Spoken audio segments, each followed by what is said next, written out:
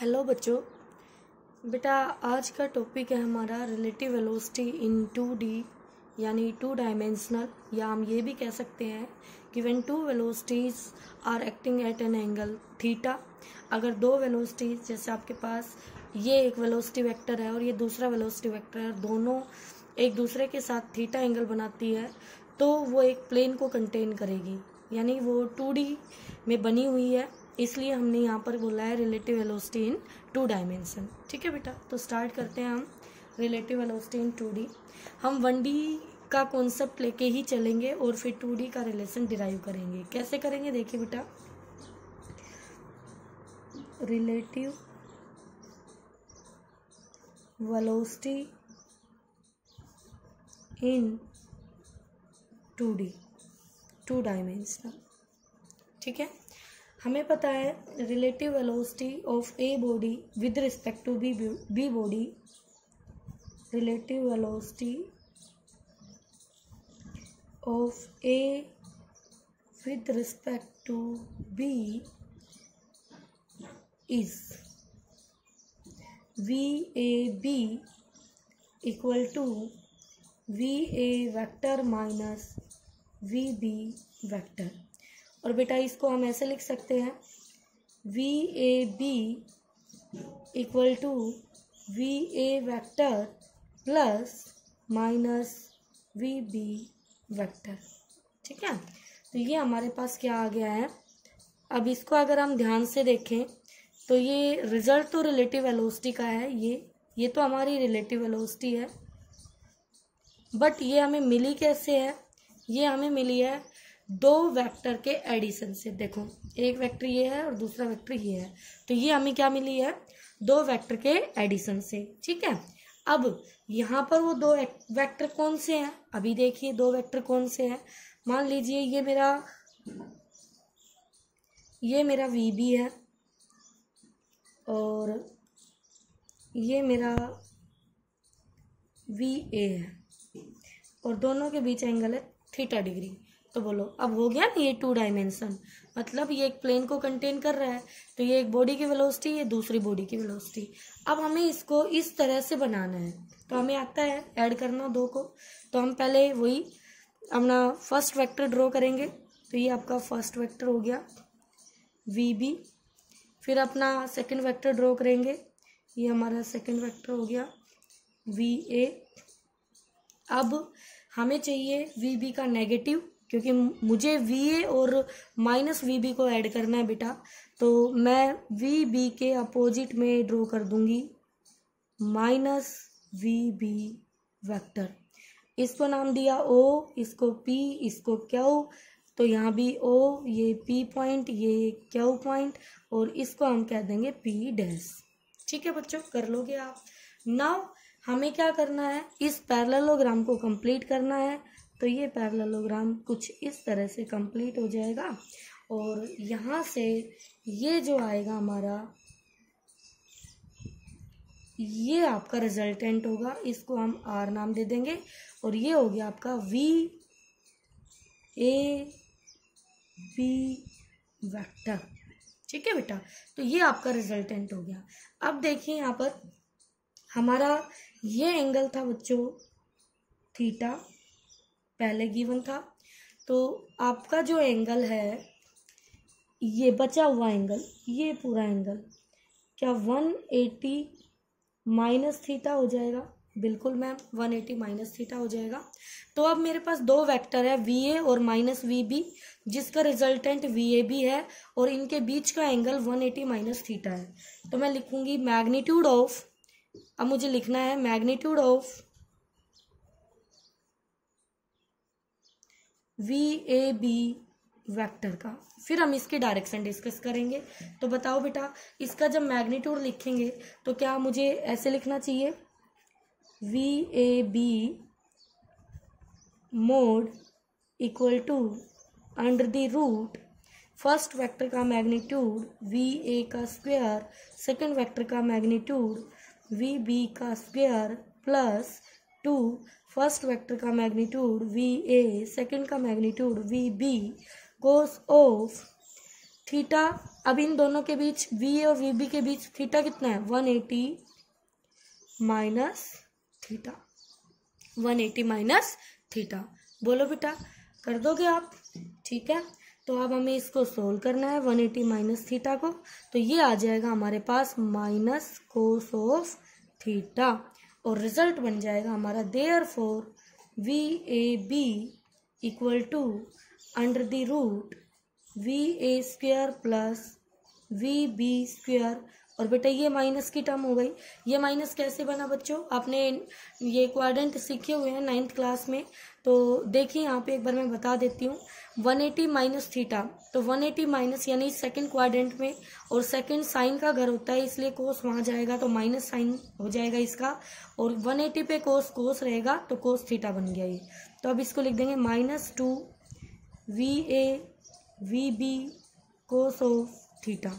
तो ध्यान से देखिए, जो ये रिजल्ट आपका आया है, इस रिजल्ट को आप अप्लाई कर सकते हैं 2 डायमेंशन के लिए, लेकिन वहां पर 2 वेक्टर जो आप लेंगे वो 2 वेक्टर क्या होंगे आपके, एक पॉजिटिव और एक नेगेटिव वेक्टर होगा, तो आपका जो रिजल्ट आएगा वो मैग्नीट्यूड आएगा, उसमें यहाँ एक माइनस साइन आ जाएगा यहाँ पर, ठीक है।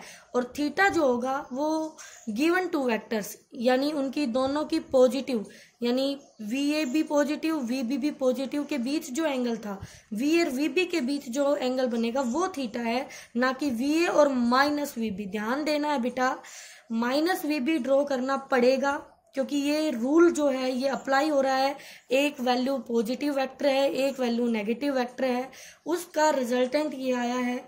और लास्ट में जो रिजल्ट आ चुका है उसके बाद जो थीटा है, वो थीटा किसके बीच का एंगल है, वो दोनों वी ए और वी बी इनिशियली जो उनके बीच का एंगल था उस एंगल को हमें लेना है, ना कि नेगेटिव के बीच वाला, ठीक है। वो तो हमने यहाँ से सोल्व कर लिया है। अब ये आ चुका है आपके पास इसका मैग्नीट्यूड। अब देखिए डायरेक्शन के लिए कैसे करना है, तो अब हमें डायरेक्शन निकालनी है। तो direction of V A B vector find out करनी है। तो बेटा मैं मान लेती हूँ यहाँ पर मेरा ये जो एंगल है ए वेक्टर के साथ, मैंने किसके साथ मान लिया, ए वेक्टर के साथ, इसको मैंने मान लिया बीटा। क्या मान लिया, बीटा, ठीक है। अब मैं लिखूंगी टेंजेंट बीटा इक्वल टू, याद दिलाती हूँ आपको, जिसके साथ बीटा हमारा बनता था गिवन वेक्टर, तो यहाँ पे ए गिवन है हमारा, नोन डायरेक्शन है, इसके साथ बीटा बना रहा है रिजल्टेंट, तो उसको हम कंप्लीट ले लेते हैं नीचे। और दूसरा जो है हमारा वी बी, उसके 2 कंपोनेंट आएंगे, और 10 बनाना है तो साइन कंपोनेंट ऊपर आएगा, तो ये साइन कंपोनेंट ऊपर, भाई इन दोनों का रिजल्टेंट है ये, तो दूसरा हो गया माइनस वी बी।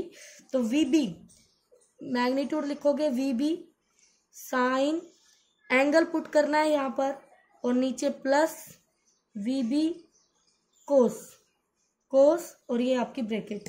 अब बताइए बेटा, वी ए और माइनस वी बी के बीच एंगल कितना है, 180 minus theta, again 180 minus theta.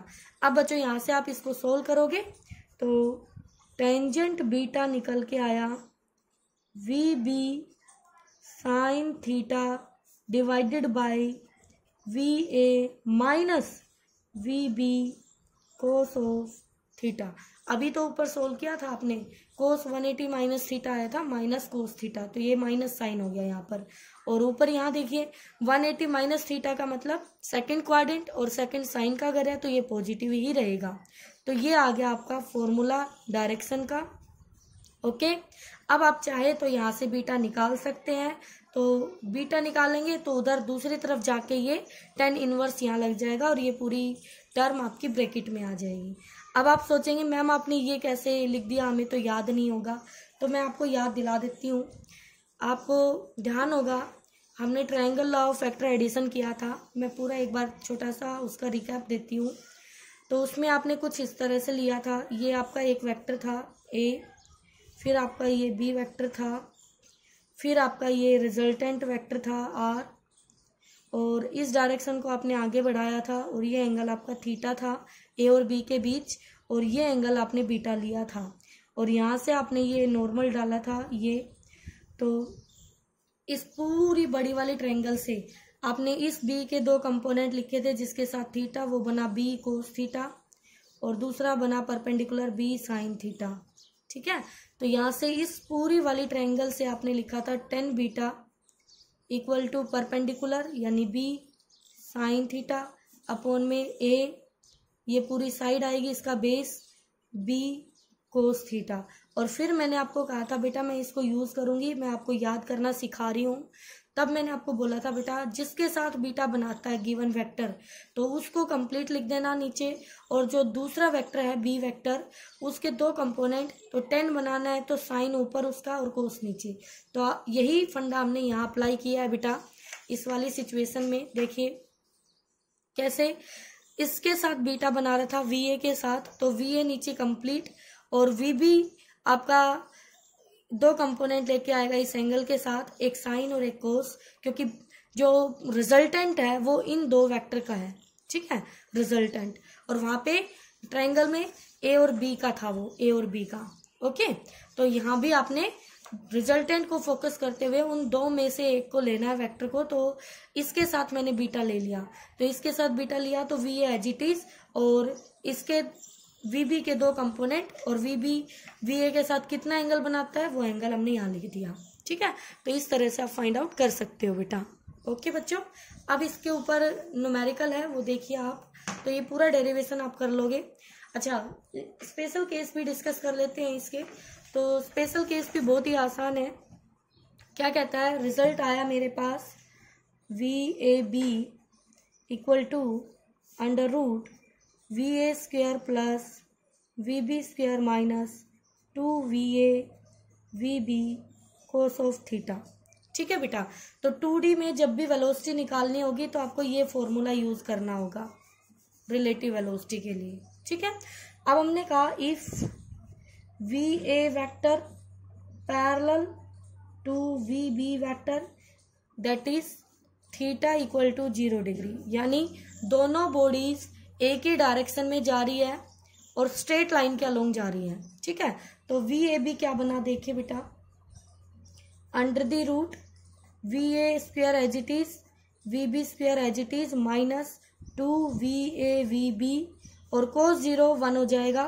तो ये अब अंदर बनेगा VA प्लस VB और माइनस 2VA VB, तो हम VA माइनस VB का होल स्क्वायर भी कर सकते हैं और VB माइनस VA, लेकिन यहाँ पर ध्यान से देखिए आप, आपको रिलेटिव वेलोसिटी चाहिए VAB और रिलेटिव वेलोसिटी VAB होती है VA माइनस VB, तो हम इसको VA माइनस VB लेंगे।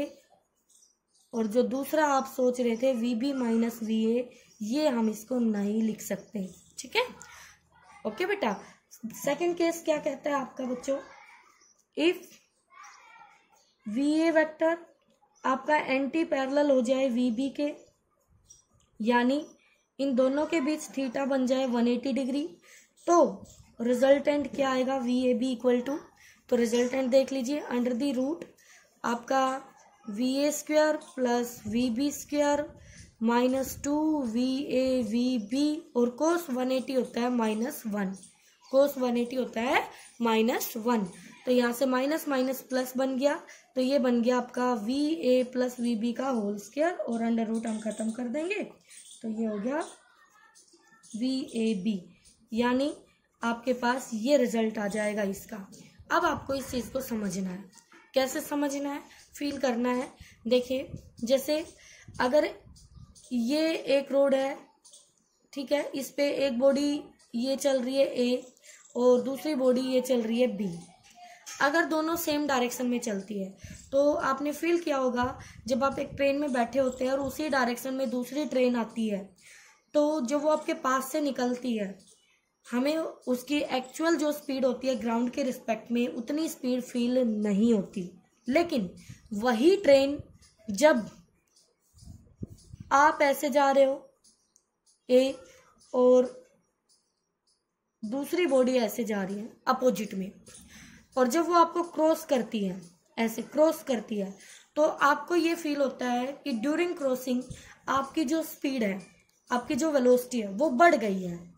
एक्चुअल में वो कैसे बढ़ जाती है, वो ये फंडा है बेटा उसके बढ़ने का, क्योंकि अपोजिट डायरेक्शन में जब आपने एक डायरेक्शन में फॉर्मूला अप्लाई किया था VAB equal to VA minus VB, और जब हम यहाँ पर ये फॉर्मूला अप्लाई किया था बेटा आपने VAB equal to VA minus VB, तो जब हम यहाँ पर VA अगर हमारी इस डायरेक्शन में जा रही है A बॉडी और B बॉडी हमारी इस डायरेक्शन में जा रही है, तो VB को नेगेटिव ले लिया हमने और VA को पॉजिटिव।